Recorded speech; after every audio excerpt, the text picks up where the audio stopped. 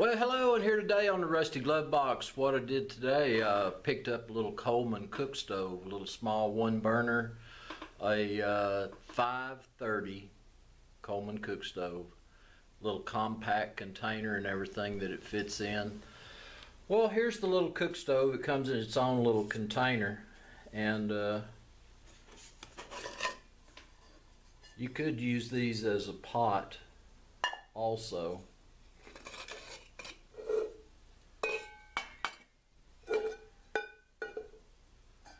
And if these were cleaner, they would make a good little cook set. I'm sure you could polish them up. I probably will polish these a little later. But anyway, those pop out like that. What I'm going to do is real quickly just kind of read you a little bit of information about the cook stove. It says, after World War II, Coleman began production of the civilian version of the Model 530 and advertised it as the GI pocket stove, and these sold for about $9. The single burner GI cook stove was manufactured between 1946 and 1950. Coleman also produced military lanterns, projectiles for the Navy, and parts for the B-17 and B-29 bombers. The little stove measures 8.5 inches tall and measures 4.5 inches wide, and it can burn either leaded gas, unleaded gas, or what they call white gas or Coleman fuel. It holds 1 pint, and this is a nickel-plated brass tank, and it has the capabilities of putting out 5,000 BTUs.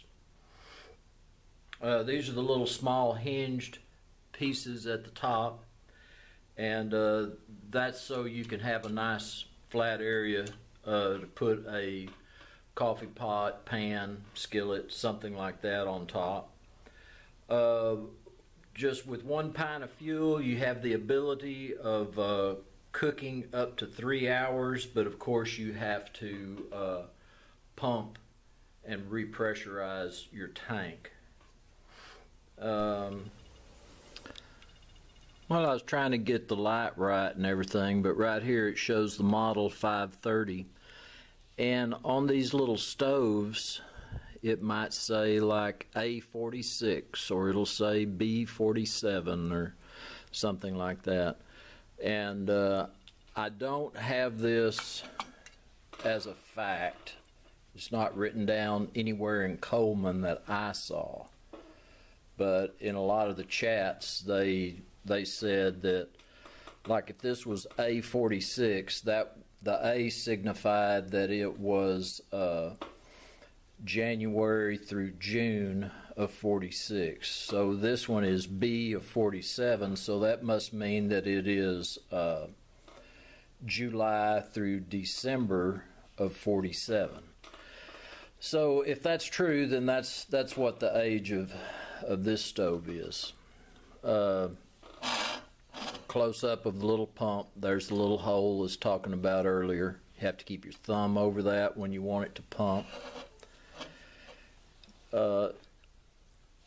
The lanterns in this little stove, and I believe even the other little stoves, have this same little metal disc inside the knob, and it gives you instructions on how to operate it. If for some reason yours is missing that, or if it's scratched off, you just keep it closed and then open it 1/4 turn. You can light it and it'll flame up. It'll get exciting there for a little bit, and once it heats up, it heats that little center disc up inside that burner, and then you can go ahead and open it on up, and it'll go to a nice blue flame. This little valve right here, this is kind of your burner control. When you're first lighting it, you want that to be down, and once it gets heated up and operating correctly, then you can adjust this to get your correct flame height or temperature that you're looking for. When you get your little stove, of course you'll put fuel in it. You'll need to check your gasket to make sure that it's good. If for some reason you can't get a repair kit for that cap, a new Coleman lantern cap will fit in its place. It's not going to be the same nickel plated brass, but it will fit. Alright, what you do, the way you need to make it pump is it has a little hole here on the end. You're going to need to make sure that it's clear. You're going to put your thumb over the end of it, and you're going to pressurize the tank by pumping the little pump. It's kind of like a bicycle pump. And you can feel it kind of starting to give you a little resistance there. If you don't put your finger over the end of it, air just blows out. So you have to put your finger over the end of that, and it will build up pressure.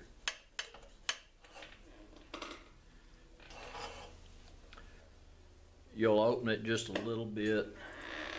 See if you hear the hissing sound, which is the pressure that you've built up with this pump in this tank. Alright, when it starts hissing up here, when you turn it to like the quarter of a turn that it says here, you're picking up fuel and air at the same time when you have it at that quarter turn, pushing the fuel and air mixture up this to your burner. After it's been operating for 2 to 3 minutes, then you're going to go ahead and open this valve all the way. When you do that, it no longer is sucking any air from the top of the tank. It's taking just fuel. And this little piece right here is pretty important. Your stove won't operate correctly without it. It gets really red hot, and it is what helps combust your fuel. So I've got it. I'm going to turn it. I can hear it.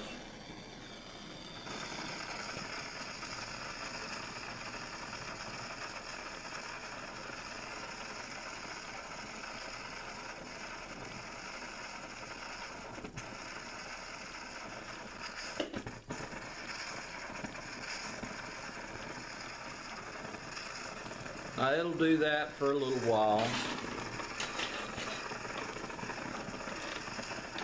And basically it's got to heat that little center up. And once it started heating it up, you can start opening up the valve.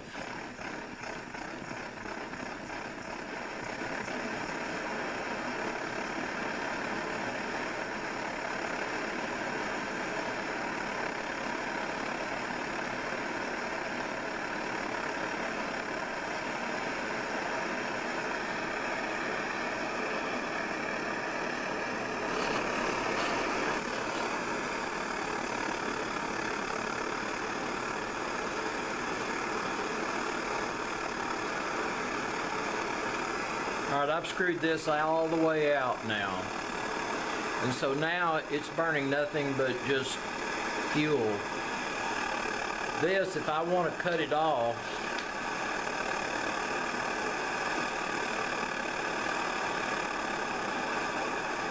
I can start kind of throttling the fire back. You can actually cut it off. So you can kind of use this if whatever you're cooking or warming up or something, you can go ahead and throttle it back.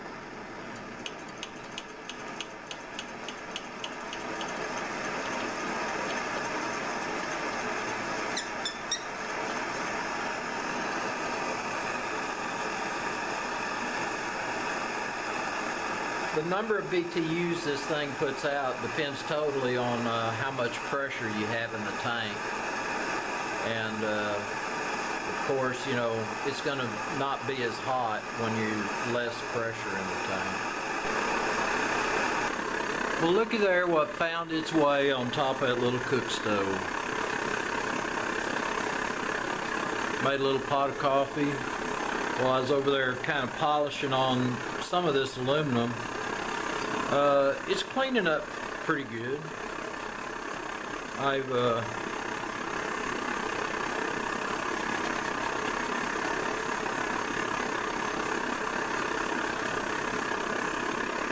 it's gonna look pretty nice.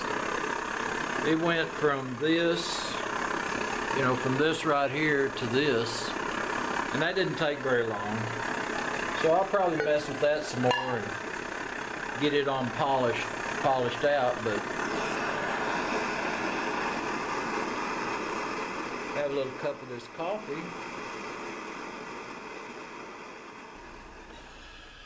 Well guys, the coffee's doing pretty good.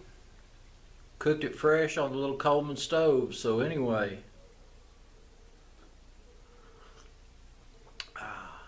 Just right. So anyway, I appreciate y'all coming by the shop today. This is Rusty Glove Box. Thanks for watching, and I'm out of here.